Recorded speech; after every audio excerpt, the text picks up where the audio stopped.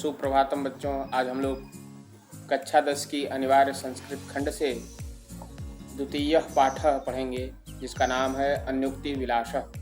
अन्योक्ति शब्द का अर्थ है अन्योक्तियों का सौंदर्य, अन्य उक्तियों का सौंदर्य। पहला श्लोक है नितराम नीचोस्मिति त्वं खेदम कूप कदापि मा कृथाः अत्यंत सरस हृदय यतः परेशान गुणग्रहितासि। यहाँ नितराम मतलब बहुत ही, नीचोस्मिति नीच है ऐसा, नीचः अस्मि इति यहाँ पूर्व रूप संधि है, नीचः अस्मि इति। तो त्वं खेदम कूप कह रहे हैं नितराम बहुत ही नीच है ऐसा। नीचो अस्मिति का अर्थ है नीच है ऐसा। त्वम मतलब तुम, त्वम शब्द युष्म शब्द का है।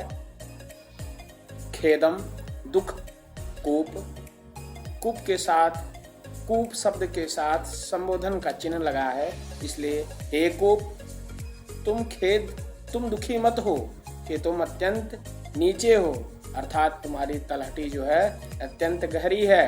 कदापि का अर्थ है कभी भी, माँ मत, कृथाः करो, तुम इस बात का दुख कभी भी मत करो कि तुम्हारी जो तलहटी है वो अत्यंत गहरी है।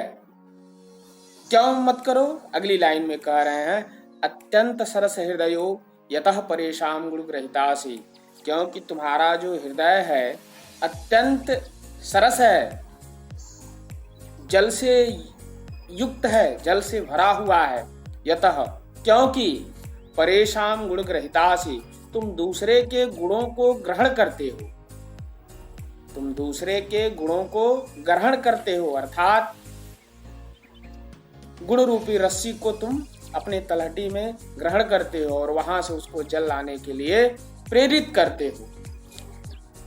इस श्लोक में दो अर्थ निकलते हैं, एक कुएं के पक्ष में, दूसरा जो है सज्जन के पक्ष में, सज्जन पुरुष के पक्ष में। यहाँ पर श्लेष अलंकार है। श्लेष अलंकार का लक्षण है जहां किसी शब्द के एक से अधिक अर्थ निकले वहां श्लेष अलंकार होता है। श्लेष का अर्थ होता है चिपका हुआ। तो इस श्लोक में नितराम नीचोस्मिति त्वं खेदम कूप कदापि मा कृथाः अत्यंत सरस हृदयो यतः परेशान गुणग्रहितासि, इस श्लोक में श्लेष अलंकार है। ये तो हुआ संस्कृत का उदाहरण। और अगर हम हिंदी में चलें तो हिंदी में बहुत सारे उदाहरण हैं, जैसे उसमें से एक है रहीमन पानी राखिए बिनु पानी सब सून, पानी गए न उबरे मोती मानुष चुन। इन पंक्तियों में भी श्लेष अलंकार है। वहाँ तीन अर्थों में जो है कि पानी शब्द का अर्थ आया है, और यहाँ इस श्लोक में नितराम नीचोस्मिति त्वं खेदम कूप कदापि मा कृथाः, एक पक्ष तो जाता है कुएं के पक्ष में, दूसरा जो जाता है सज्जन पुरुष के पक्ष में। एक बार फिर से हम व्याख्या के भावार्थ को देखेंगे, श्लोक के भावार्थ को देखेंगे।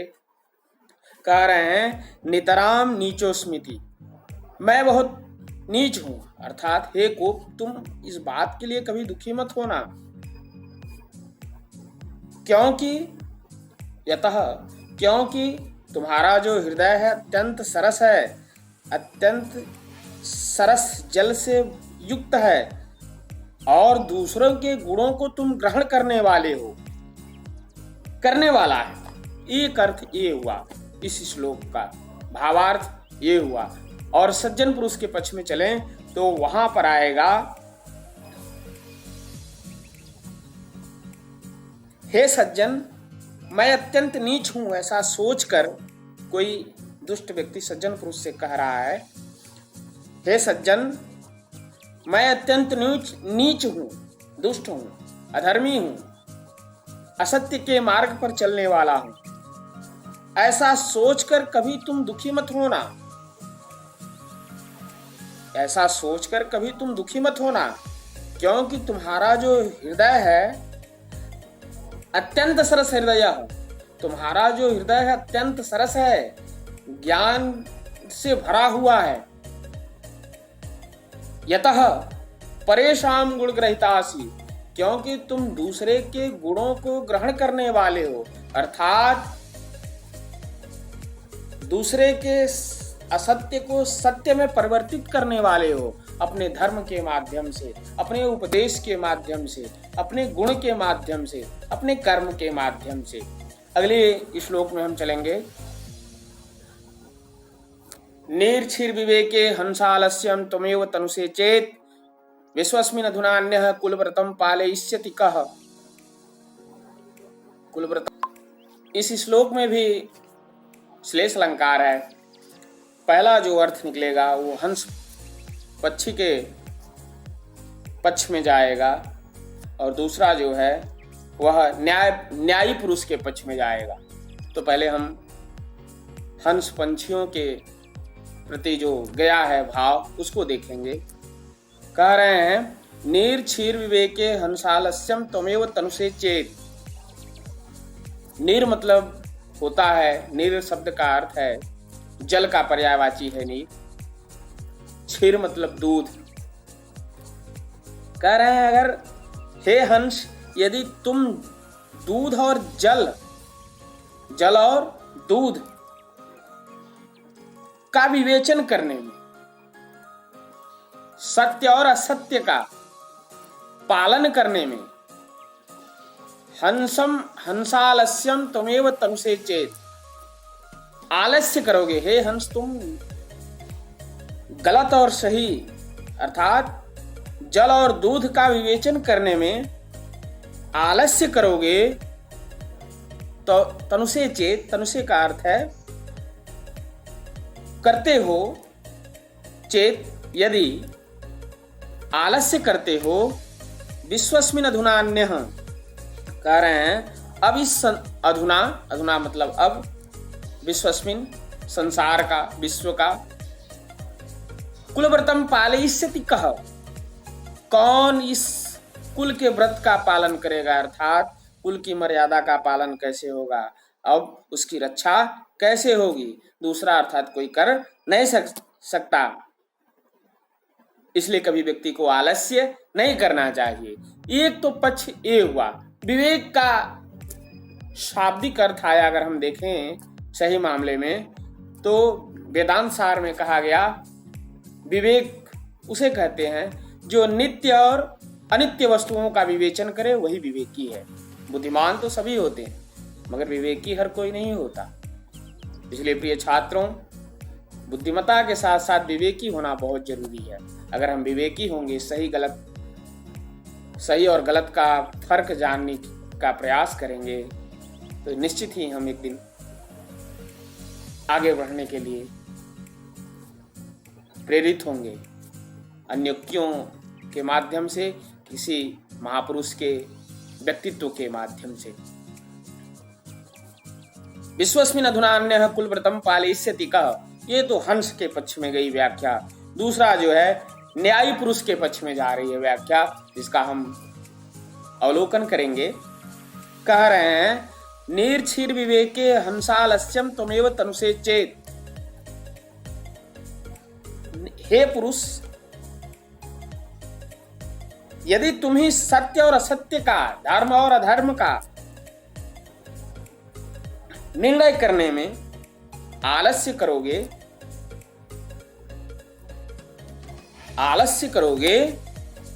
तो अब इस संसार में कौन दूसरा अपनी मर्यादा का पालन करेगा। विश्वस्मिन् अधुनान्यः, विश्वस्मिन् अधुना अन्यः, दूसरा, अन्य मतलब दूसरा, अधुना मतलब अब। संसार में अब दूसरा कौन है जो अपनी कुल की मर्यादा का रक्षा करेगा, अर्थात कोई नहीं कर सकता। अब हम अगली लाइन में चलेंगे, अगले श्लोक में चलेंगे, तीसरे श्लोक पद्य में, जो है इस प्रकार है। कोकिल यापय दिवसान तावद विरसान करिल विटपेशु यावन मिलदलिमालः कोपि रसालः समुलसति। कोकिल, यहाँ कोकिल कोयल के पक्ष में है। कोकिल यापय दिवसान तावद विरसान करिल विटपेशु। कह रहे हैं हे कोयल, यापय दिवसान बिताओ।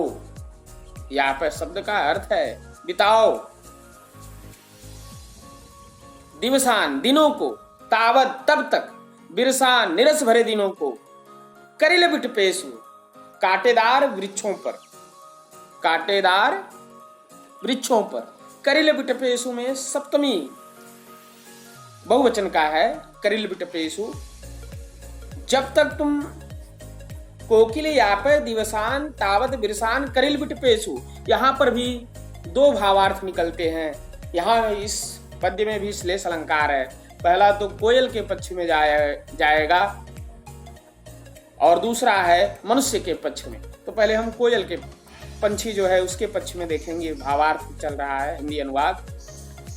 कोकिल यापय दिवसान तावद बिरसान करिल विटपेसु, कह रहे हैं हे कोयल, यापय मतलब बिताओ, दिवसान अपने दिनों को, तावद तब तक बिताओ, बिरसान दिनों को, निरस भरे दिनों को, दुख भरे दिनों को, करिल विटपेसु, और कहां पर बिताओ?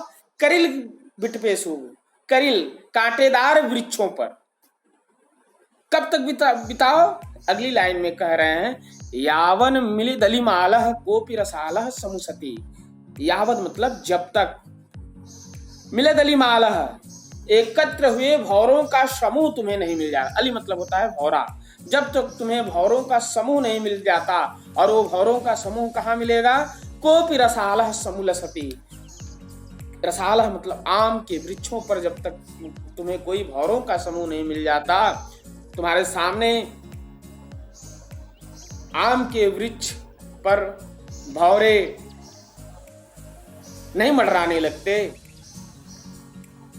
तुम्हारे समक्ष नहीं जब तक आ जाता कोई आम का वृक्ष, अर्थात तुम्हारे सुख भरे दिन जब तक नहीं आ जाते, तब तक तुम करिल विटपेसु कांटेदार वृक्षों पर ही अपने दिनों को बिता लो। क्योंकि हर एक व्यक्ति के, हर एक प्राणी के जीवन में सुख दुख आते रहते हैं।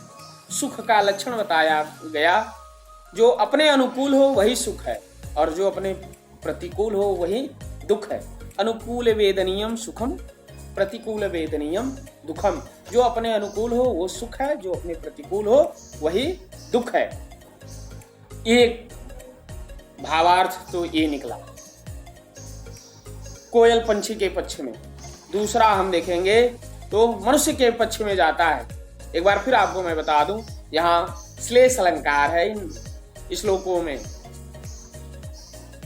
मनुष्य के पक्ष में अगर हम व्याख्या करें तो कह रहे हैं कोकिल यापय दिवसान तावद बिरसान करिल विटपेसु।